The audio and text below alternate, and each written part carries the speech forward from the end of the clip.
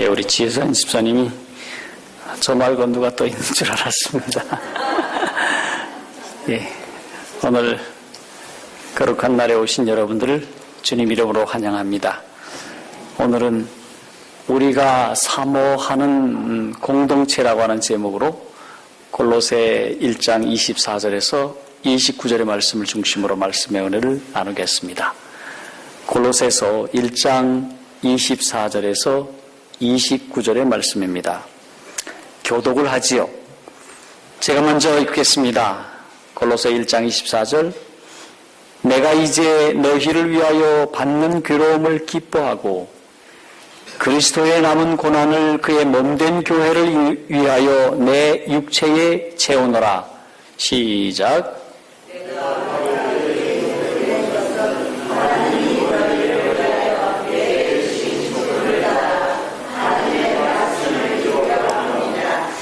이 비밀은 만세와 만대로부터 오므로 감추었던 것인데 이제는 그의 성도들에게 나타났고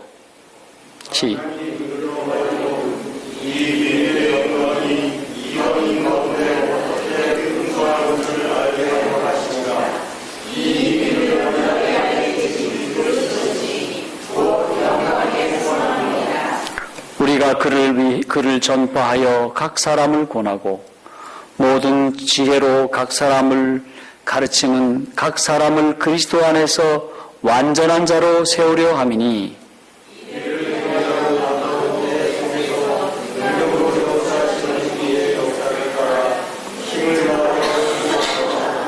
네, 고맙습니다. 오늘 여기 사도 바울은 그리스도의 남은 고난을 몸된 교회를 위하여 내 육체에 채운다. 내가 교회의 일꾼이 되었다. 그렇게 말씀하고 있습니다. 제가 몇 차례 말씀을 드렸습니다마는 영화 멜 깁슨이 그 패션 오브 크라이스트라고 하는 그 영화의 제작 과정은 참 사람들에게 감동이었다고 합니다. 2004년 4월 2일에 일제히 전 세계에서 이 영화가 개봉이 되었다고 합니다. 이 멜 깁슨이라고 하는 사람은 캐톨릭 교인이지만은 그가 약물 중독으로 아주 오랫동안 방황을 하다가 예수님을 만나면서 약물 중독을 끊고 또 그가 건강도 회복하고 그리스도를 만남으로 너무도 감동받고 하나님 앞에 감사한 것은 예수님의 십자가의 장면이었다고 했습니다. 그가 예수님의 십자가의 이 고난을 깨달으면서 그가 깊은 거듭남의 경험을 갖게 되었습니다. 그래서 너무도 감격하여서 내가 어떻게 하든지 예수님의 십자가의 장면을 성경 그대로 만들어서 많은 사람들에게 보여주면 많은 사람들이 나처럼 큰 은혜를 받고 깨달음이 될 것이라 라는 생각을 가지고 그가 이 순도 100% 불순물이 하나도 섞이지 않고 성경 그대로 영화를 만들어보자. 그래서 그가 영화를 만들기로 결심했습니다. 그래서 이런 사람을 찾아가서 스폰서가 좀 돼달라고 저 사람에게 가서 스폰서를 좀 해달라고 그렇게 얘기했지만 아무도 그렇게 하겠다는 사람이 없었습니다. 벤허와 같이 좀 문학적인 간접적인 종교 영화도 아닌 순도 100% 이 성경 영화를 만들어 가지고 재미를 본 영화가 거의 없다는 것입니다. 그러니 왜 망할 짓을 하느냐 하는 것이었습니다. 그런데 그가 만들고자 원했던 것은 예수님이 십자가에 돌아가기 전 약 한 12시간 동안부터 시작해서 십자가에 달려 돌아가시는 거기에 과정을 성경 있는 그대로 만드는 것이었습니다. 그래서 이 영화를 만들려고 하니까 이 영화를 받아서 배급하는 배급사 사장들이 쫓아와서 난리를 쳤습니다. 이 영화 만들어가지고 우리 보고 상영하지 말라고. 우리가 상영하면 우리도 망할 거라고. 그런데 아닙니다. 성령이 나에게 임하셨고 주님은 나에게 복음 전파의 도구로 이 영화를 만들라고 말씀하셨습니다. 확신합니다. 그래서 그가 이 영화를 만든다고 했었습니다. 요즘 말로 한다면 그가 망가지기로 결심했다고 하는 것이 아닙니까? 그런데 그가 아무도 투자를 하지 않자 자기가 가지고 있었던 돈 2,500만 달러, 여러분 2,500만 곱하기 한 1,100을 곱해 보십시오. 얼마 됩니까? 어마어마한 돈을 이 영화 제작비에 다 투자를 했습니다. 그런데 2004년 4월 2일 날 영화가 일제히 개봉하자 놀라운 일이 일어났습니다.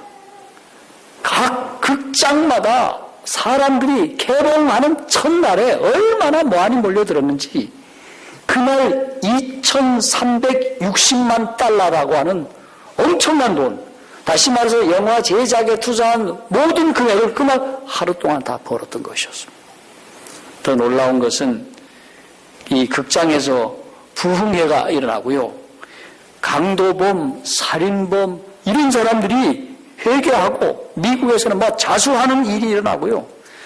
그동안에 교회를 나가지 않는 타락한 사람들이 다시 돌아오는 일들이 일어나고, 그리고 믿지 않았던 사람들이 교회를 나가겠다고 하고, 심지어는 이 영화가 미국, 남미, 호주, 이슬람 국가까지 개봉이 되었는데, 바레인에서는 이슬람을 믿던 사람이 기독교로 개종하는 그런 일들도 일어났다고 하는 것입니다. 그래서 이 바레인에서는 이런 영화를 상영했다고는 안 되겠다. 그래서 회교 국가에서는 이 영화가 상영이 금지가 되었습니다. 자, 그런데 이 한편의 이 영화가 사람의 마음을 이렇게 변화시킨 것이 무엇입니까? 성경 그대로 영화를 만들었을 때, 성경 말씀 그대로 재현했다고 하더라도 그것을 바라봄으로 인해서 사람이 변화되었다고 하는 놀라운 사실인 것입니다. 자, 이 영화를 만들어서 개봉을 하려고 할 때에 가장 반대했던 사람들이 있었는데 이것은 유대인 단체였다는 것입니다. 와가지고 이렇게 얘기를 했답니다. 이 영화는 반유대적 요소가 있기 때문에 이 영화는 결코 상영할 수 없습니다. 하고 유대인들이 들고 이런 대모를 했다는 거예요. 그때 대표가 와서 이 멜 깁슨이 이제 시사회를 하는데 쫓아왔습니다. 신문기자인 이분이 쫓아와가지고 이 영화를 다 본 다음에 하는 말이, 멜 깁슨, 당신 대답하시오. 당신은 정말 유대인들이 예수를 죽였다고 생각하시오? 그렇게 물었다는 것입니다. 그때 멜 깁슨은 이렇게 대답했다는 것입니다. 대답하지요. 당신들 유대인들이 예수를 죽인 것이 아닙니다. 그 예수는 내가 죽였습니다. 저의 죄가 그분을 돌아가게 하셨고 저의 죄 때문에 그분이 이런 순환을 받으셔야만 하셨습니다. 이것이 제 영화의 주제입니다. 이 영화를 제가 언제 한번 망우동교회에서 보긴 했는데 자세히는 보지는 못했지만 소개에 의하면 이 영화의 첫 장면이 이사야 53장으로부터 시작한다는 것입니다. 5절에 그가 찔림은 우리의 허물을 인하며 그가 상함은 우리의 죄악을 인함이라. 그가 징계를 받음으로 우리가 평화를 누리고 그가 채찍에 맞음으로 우리가 나음을 입었도다. 이 영화, 이 앞에 이 성경절이 쭉 나오면서 영화가 시작한다는 것입니다. 저도 이 영화를 보면서 십자가의 고난만이 아닌 그 이전에 그분이 이미 벌써 채찍으로 인해서 고난이 얼마나 처절했는지 온몸으로 실감할 수 있었습니다.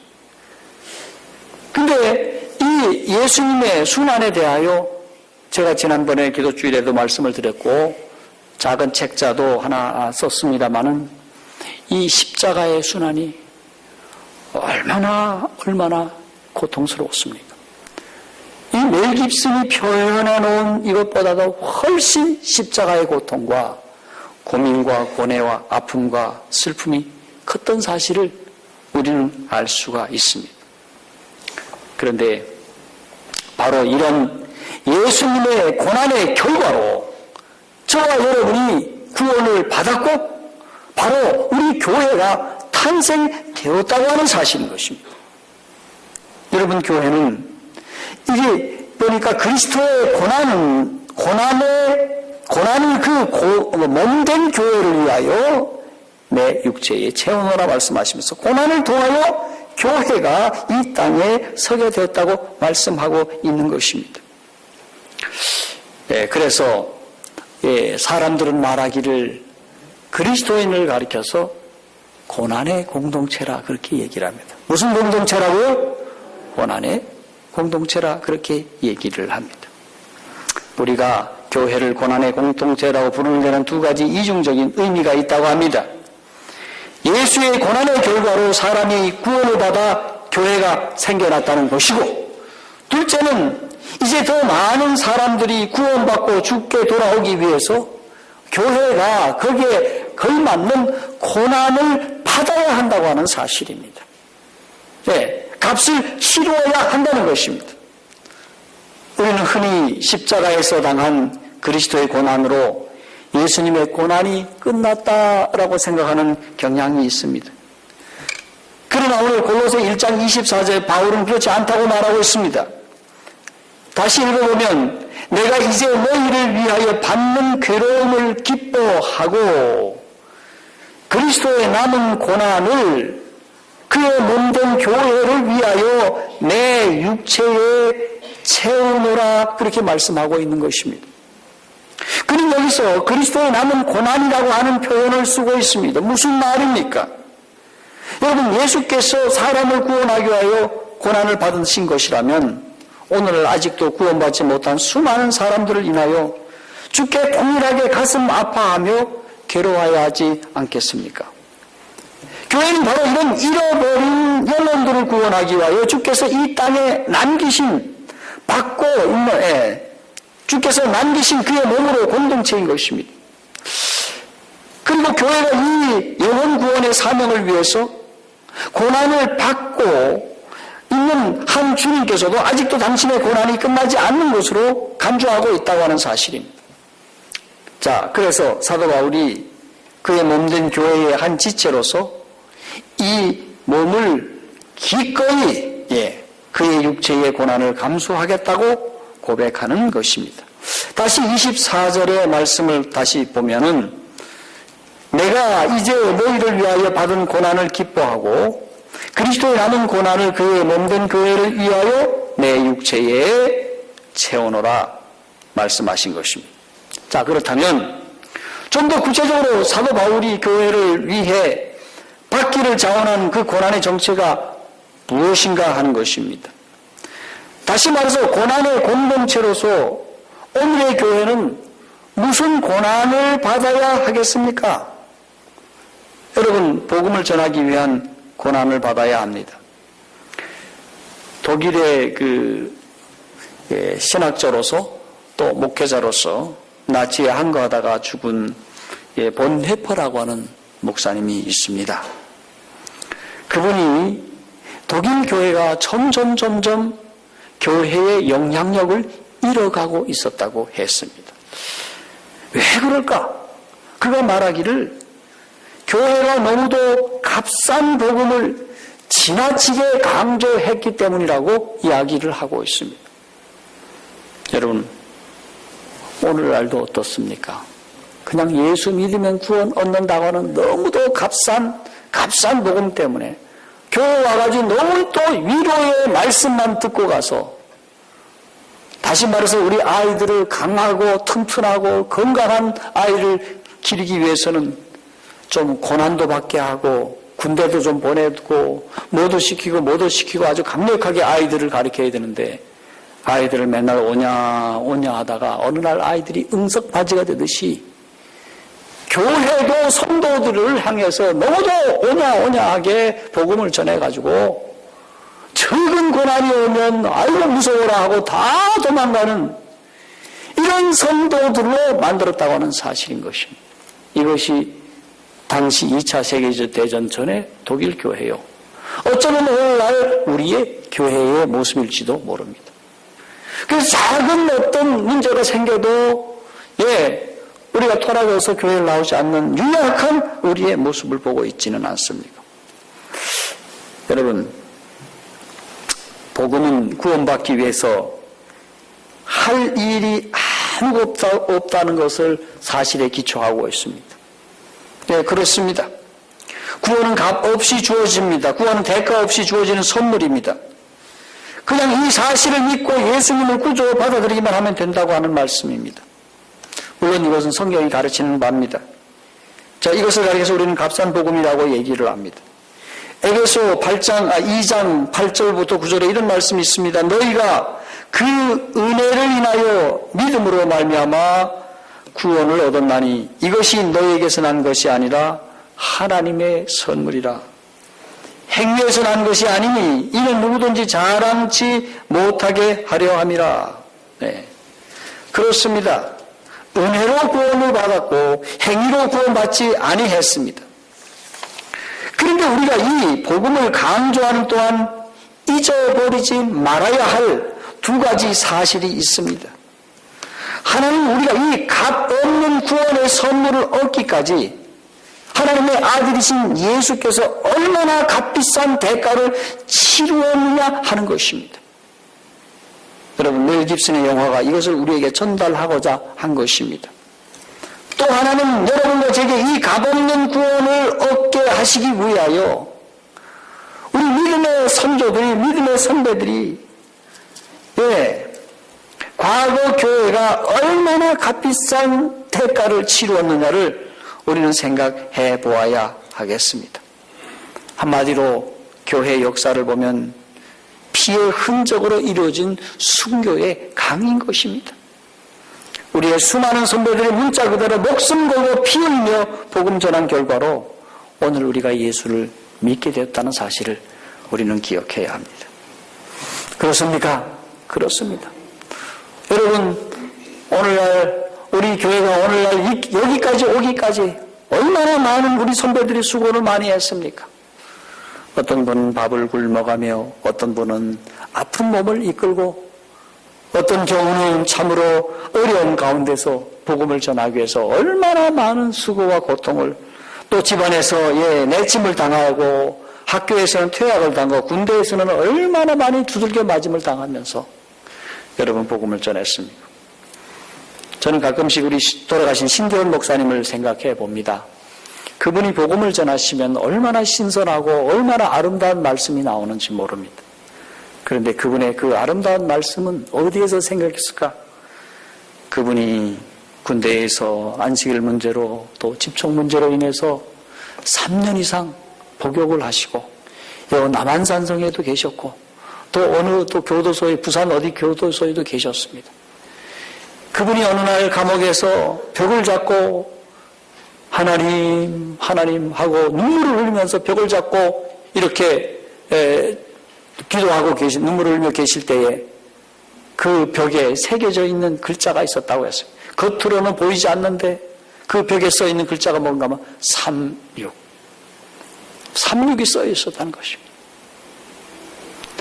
그러면서 그때 그가 감사하고 감격하면서 나보다도 먼저 우리 선배가 이 고난의 감방에서 주를 위하여 이렇게 고통을 당했구나. 자, 그러면서 그가 힘을 얻었다고 말씀을 하고 있습니다. 여러분, 우리의 선배들이 문자 그대로 목숨 걸고 피 흘리며 복음을 전한 결과로 오늘 우리가 예수를 믿게 되었다는 사실을 기억해야 합니다.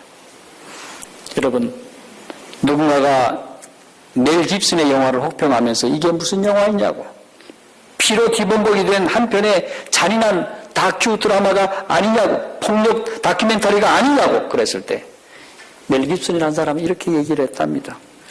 그렇습니다. 십자가는 결코 낭만이 아닙니다. 십자가는 저주입니다. 예수께서 우리의 죄 때문에 그 저주를 대신 받으신 것입니다. 그것이 십자가의 진실입니다. 그 비밀을 깨달은 자들이 새로 태어나는 것입니다. 라고 대답했다고 하는 것입니다. 여러분, 사도 바울도 이 사실을 강조하고 있습니다. 골로새서 1장에서 계속하여 복음의 비밀이라고 강조합니다. 이 복음이 예수를 모르는 이방인을 구원하는 유일한 비밀이요, 만세 전부터 죄인들을 구원하기 위해 하나님께서 계획하신 비밀의 영광이라고 말합니다. 여기 26절과 27절을 보십시오. 이 비밀은 만세와 만대로부터 오므로 감추었던 것인데 이제는 그의 성도들에게 나타났고, 하나님이 그들로 하여금 이 비밀의 영광이 이방인 가운데 어떻게 풍성한 것을 알게 하심이라. 이 비밀은 너희 안에 계신 그리스도시니 곧 영광의 소망이시니라. 왜 그리스도의 사건이 비밀이어야 합니까? 사람들이 깨닫지 못하기 때문입니다. 자신의 죄의 심각성을 깨닫지 못하기 때문입니다. 그러나 자신의 죄악을 깨닫고 그것은 예수 그리스도의 십자가가 아니면 해결할 수 없다는 것을 깨닫는 순간, 십자가는 내 눈을 열고 내 인생을 바꾸는 계시의 사건이 되는 것입니다. 그것이 이미 사도 바울이 골로새 1장 21절로 22절에 강조하고 있는 것입니다. 여기 골로새 1장 21, 22절에 이런 강조의 말씀이 있습니다. 전에 악한 행실로 멀리 떠나 마음으로 원수가 되었던 너희를 이제는 그의 육체의 죽음으로 말미암아 화목케 하사 너희를 거룩하고 흠없고 책망할 것이 없는 자로 그 앞에 세우고자 하셨으니. 예. 여러분, 그러므로 십자가의 이 기막힌 은혜로 구원받은 것을 아는 사람이라면 더 이상 침묵할 수는 없는 것입니다. 여러분, 어떤 대가를 지불하고서라도 우리는 이 복음을 전하고자 할 것입니다. 예, 우리 아이가 러시아에 좀 가서 공부를 좀 하므로 이 러시아에 대하여 러시아 이 공산주의 치하에 그리스도인들이 어떻게 신앙생활을 하는가에 대해서 제가 관심을 갖게 되었습니다. 제가 유난히가 다녔던 상트페테르부르크 주한교회를 갔을 때에 제가 어떤 한 분을 만났을 때 그런 얘기하는 걸 들었습니다. 저기 한 할머니가 계시는데 아주 나이 많이 먹은 할머니였습니다. 그 할머니가 레닌과 스탈린 시기에 그렇게 조직적으로 교회를 핍박하는 가운데서도 믿음을 지킨 분이시라. 우리 교회, 우리 여기 있는 어르신 분들보다 연세가 조금 더 높으신 것 같아요. 그런 분이 계신 것을 보고 제가 감동이 되었습니다. 그 시기에 대한 이야기입니다. 그분은 보리스 콘펠트라고 하는 의사인데, 그 사람이 유태인이었습니다. 그분이 어느 날 사석에서 스탈린도 신이 아닌 인간이었다고 말하는 그러한 죄목으로 인해서 체포되어서 강제 노동 수용소에 갇히게 되었다고 했습니다. 그가 의사인지라 그의 임무는 죄수들이 병원에 들어와서 죽지 않고 일하다가 죽도록 하는 것이었습니다. 그런 죄수가 건강하든 건강하지 아니하든 의료 카드에 다 건강하다고 적어놓아서 그가 건강하든 건강하지 않든 다 작업장에 가서 일하다가 죽게 만드는 것이 형벌이었습니다. 그런데 그가 그곳에서 하는 일이란 없는 것입니다. 앉아가지고 카드만 작성하는 거예요. 뭐 약 주는 것도 없고 주사 주는 것도 없고 어쩌다가 아픈 사람이 오면 그 사람은 간수인 거예요. 어쩌다가 아픈 사람이 오면 거기서 뭡니까 죄수가 아니고 간수라든지 거기서 사무보는 그런 사람들인 거예요. 그런데 그가 그곳에서 치료하는 것 있다면 흉내만 나라 그래서 흉내만 내는 거예요. 한번 상상을 해보십시오. 이런 가운데서 의사한다는 것이 양심을 갖고 저기 보면 저 사람은 무슨 주사를 놔야 되고 저 사람은 어떤 처방을 해줘야 되는데 처방을 할 수가 없는 거예요. 그러니 이 사람은 점차 인간성이 파괴되는 것을 느끼고 계속해서 갈등이 일어나고 있는 거예요. 그러나 어느 날 한 동료 죄수로부터 예수님의 십자가의 얘기를 들었습니다. 그가 그 십자가의 얘기를 듣고 그가 너무도 감동받고 은혜를 받아서 그가 절망의 바닥에 그냥 털썩 주저앉아서 예수라고 하는 분은 나보다도 더 고통 가운데서 돌아가셨구나. 그 돌아가심은 나를 살리기 위함이셨구나 생각을 하고 그가 울면서 그리스도를 영접했습니다. 그런데 놀라운 사실이 있었습니다. 그것은 바로 이 수용소 안에 지하교회가 있다고 하는 것이었습니다.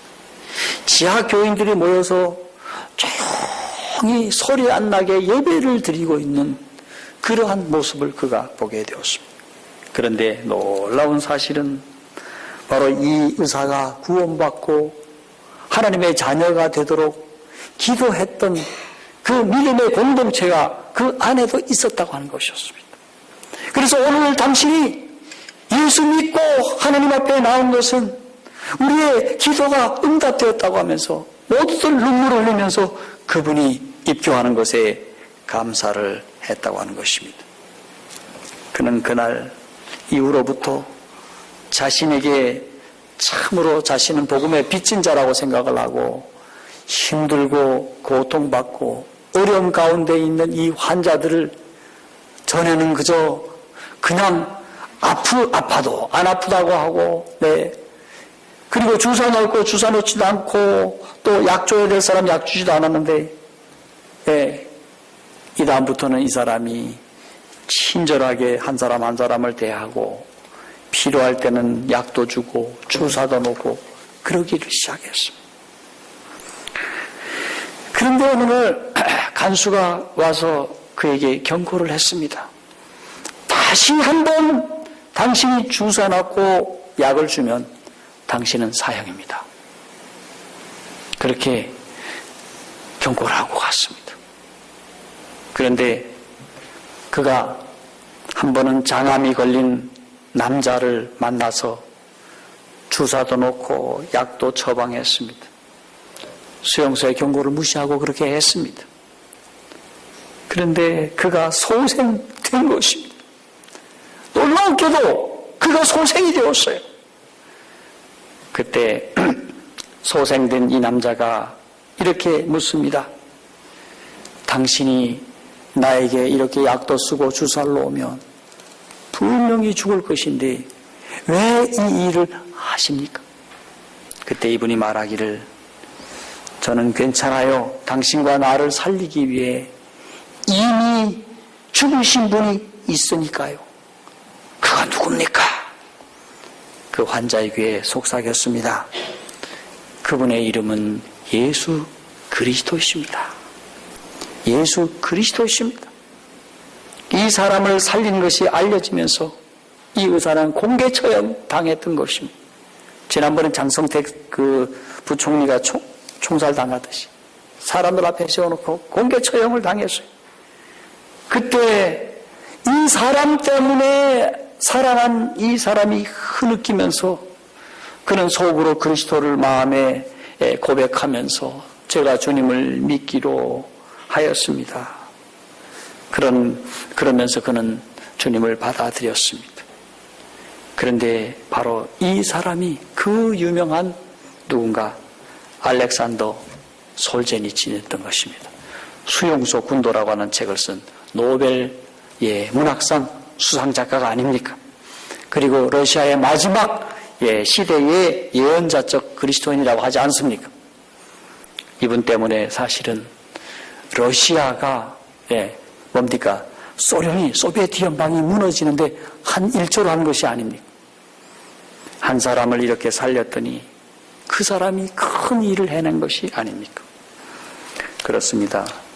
여러분과 제가 예수를 믿는다는 것도 누군가의 희생과 고난 때문이요, 교회의 고난 때문인 것을 우리는 알아야 하겠습니다.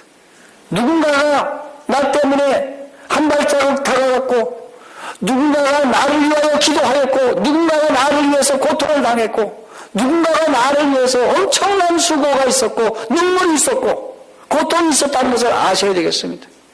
그것이 우리의 아버지일 수 있고, 어머니가 될 수 있고, 나의 아내일 수도 있고, 나의 남편일 수 있고, 나의 자녀가 될 수도 있고, 친구가 될 수 있고, 아니면 교회의 아무개가 될 수도 있다는 것입니다. 여러분, 그렇다면 우리도 이제는 제 차례입니다, 이제는 제가 복음을 전하겠습니다 라고 말할 수 있어야 하겠습니다. 이것이 바로 예수의 고난을 묵상하는 우리의 각오가 되어야 하는 것입니다. 둘째로, 교회가 받아야 할 고난은 무엇입니까? 오늘 성도를 세우기 위한 고난을 받아야 한다라고 말씀을 하고 있습니다. 성도를 세워야 한다고 하는 사실입니다. 제가 지지난해에 말씀드리기를 교회의 성장에 8가지 원리가 있는데 사역자를 세우는 원리라고 말씀을 했습니다. 교회는 바로 사람을 세워야 하겠습니다. 그 세움을 받는 사람은 누굽니까? 성도다운 성도를 세우는 것이요, 하나님의 거룩하신 뜻을 잘 받들어서 그 뜻을 이룩할 수 있는 제자를 세워야 하는 것이 아닙니까? 여기 28절, 29절에 말씀을 보겠습니다. 골로새 1장 22, 28, 29. 우리가 그를 전파하여 각 사람을 권하고 모든 지혜로 각 사람을 가르치면 각 사람을 그리스도 안에서 완전한 자로 세우려 함이니, 이를 위하여 나도 내 속에서 능력으로 역사하시는 이 역사를 따라 힘을 다하여 수고하였노라. 여러분, 그리스도 안에서 완전한 자로 세우기 위하여 힘을 다하여 사도 바울은 수고했다라고 말씀을 하고 있는 것입니다. 여러분, 그러므로 오늘 우리 교회가 힘을 다하여 오늘 사랑하는 주의 종들을 세워야 하는 것입니다. 제자로 세워야 하는 것입니다. 말씀을 세워야 하는 것입니다. 네, 주의 사역을 세워야 하는 것입니다. 여기 몸된 교회를 위하여 고난을 받고 또 교회의 일꾼이 되었다고 말씀하고 있습니다. 오늘 여러분, 이 일을 위하여 우리는 힘을 써야 하겠습니다. 그러므로 우리 교회가 제자 훈련을 하고 또 소그룹 사역을 맡기고 또 전도자로 세우고 봉사자로 세우고자 하는 것이 여기에 있다고 하는 것입니다. 여러분, 우리 교회가 왜 저렇게 매일같이 안식일 오후에 할 일도 많은데 왜 저러고 앉았나, 박 목사가 왜 저러고 앉았나, 바로 이와 같은 의미가 있다는 것을 여러분이 이해해 주시기를 바랍니다. 여러분, 세워야 합니다. 우리의 그리스도의 몸된 교회를 세우기 위하여 먼저 세워야 할 것이 무엇입니까? 하나님의 거룩하신 뜻이 세워져야 됩니다. 하나님의 사람이 세워져야 되는 것입니다. 하나님의 사역이 세워져야 되는 것입니다. 여러분, 그 일을 위하여 우리 다 함께 힘써야 할 줄로 믿습니다. 여러분, 미국의 옐로우스톤 공원에는 그 라지폴이라고 하는 소나무가 있는데, 이것은 그 공원에 아주 가득 차 있는 숲이었다고 얘기했습니다. 그런데 이 80% 이상의 이 나무가 종류가 있기 때문에 사람들은 말하기를 이 나무가 이 옐로우스톤이라고 하는 이 큰 멋지는 이 공원을 망가뜨린다고 생각을 하고 다 비워내자고 하는 사람도 있었다고 했습니다. 그런데 1988년도 이 공원에 큰 산불이 일어나서 다 태웠다고 했습니다. 그때에 제일 먼저 이곳에서 자라난 나무가 있는데 바로 이 라지폴이라고 하는 이 나무였다고 했습니다. 그런데 이 나무 속에 있었던 이 솔방울 속에 있었던 것들이 불이 타면서 튀어나와가지고 이것이 땅에 묻혀가지고 싹이 더 올라오는데 금세 초토화됐던 이 공원이 소나무로 가득 차게 되었다고 합니다. 여러분, 고난의 산불조차 이들에게는 오히려 생명을 꽃피우는 기회요 축복이었습니다. 오늘 우리 교회가 참으로 시대를 생각해 볼 때 너무 바쁩니다. 사람들이 너무 바빠서 예수 믿기 어려운 시대에 살아가고 있습니다. 그리고 예수 믿는 것보다 더 재미있는 것이 세상에 너무도 많습니다. 그래서 예수 믿기가 싫어지는 시대에 살고 있습니다. 여러분, 로마 시대가 그랬습니다. 로마 시대가 안정이 되었습니다. 팍스 로마나라고 하는 시대가 왔습니다. 어디를 가나 로마로 향한 길이 뚫혀 있었습니다. 그리고 로마의 무적 군대가 나라마다 지킴으로 범죄가 별로 없어졌습니다. 그리고 모든 세계는 다 헬라어를 다 쓸 수가 있어서 공통어가 되어서 각 나라마다 별로 다스리는 데 어려움이 없었습니다. 그리고 강력한 로마가 보호함으로 나라들마다 안정을 찾고 나라들마다 참으로 살기 좋은 시대가 도래했습니다. 자, 그리고 로마가 가져다 준 것이 무엇입니까? 향락의 문화였습니다. 가는 곳마다 극장이 생기고, 사람이 사람을 죽이는 검투하는 스포츠가 생기고, 마라톤이 생기고, 그리고 가는 곳마다 올라와 같은 목욕탕이 생기고, 참으로 즐겁고 행복한 그러한 나라를 보낼 수 있는 그런 시대가 로마 시대였습니다. 그때가 로마는 도덕적으로 뭉청뭉청 썩어 들어가고 있었습니다. 그때 그리스도인들이 로마의 문화를 받아들였다면 이 기독교는 다 썩어버리고 말았을 것입니다.